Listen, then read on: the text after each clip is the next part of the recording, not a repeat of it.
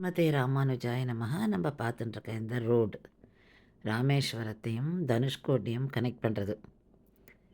இந்த வழியாக நம்ம போகும்போது மனசு அப்படியே துள்ளும்.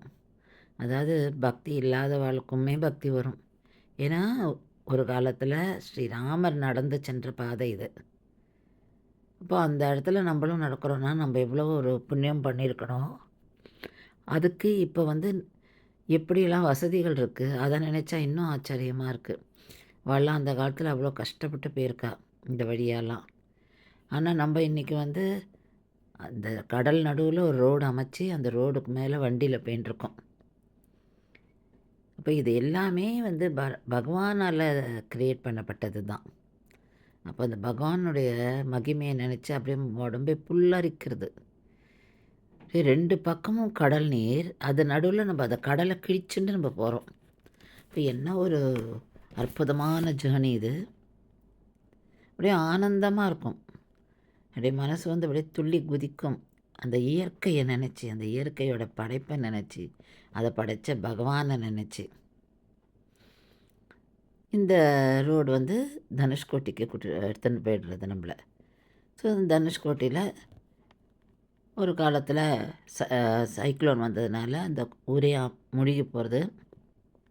இப்போ அதில் ஒன்றும் ஒரு சில இடங்கள் தான், அதாவது சில ஸ்ட்ரக்சர்ஸ் மட்டும் டிலாபிடேட்டட் கண்டிஷனில் இருக்குது. ஸோ இங்கே நம்ம ஒன்று பார்க்க வேண்டியது என்னென்னா, வழியில் கோதண்டராமர் கோவில் இருக்குது.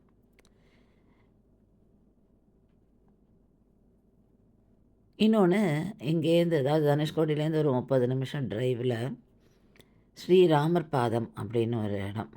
அதாவது ஸ்ரீராமர் இங்கேருந்து பார்க்குறாராம். அதாவது சீத்தையை லங்கையிலேருந்து எப்படி கூட்டுன்னு வருது, அது எங்கே எப்படி போகிறதுன்றப்ப இங்கேருந்து தான் அதை சர்வே பண்ணியிருக்கா. அப்போது ஸ்ரீராமருடைய திருப்பாதங்கள் பதிஞ்ச இடம் இது. அதனால் இதுக்கு ஸ்ரீராமர் பாதம் அப்படின்னு சொல்கிறா. இது நம்ம ஒரு பிரதர்ஷனம் பண்ணுற மாதிரியும் இருக்கும் அந்த இடம்.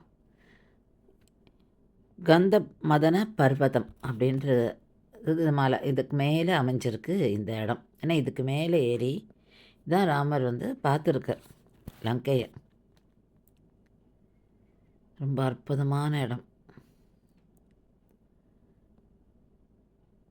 சுற்றி தண்ணி,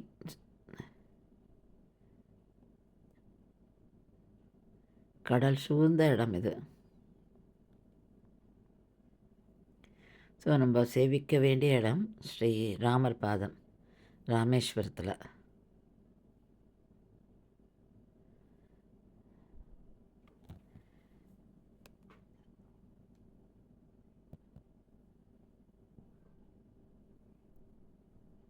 ஸ்ரீமதே ராமானுஜாய நமஹ.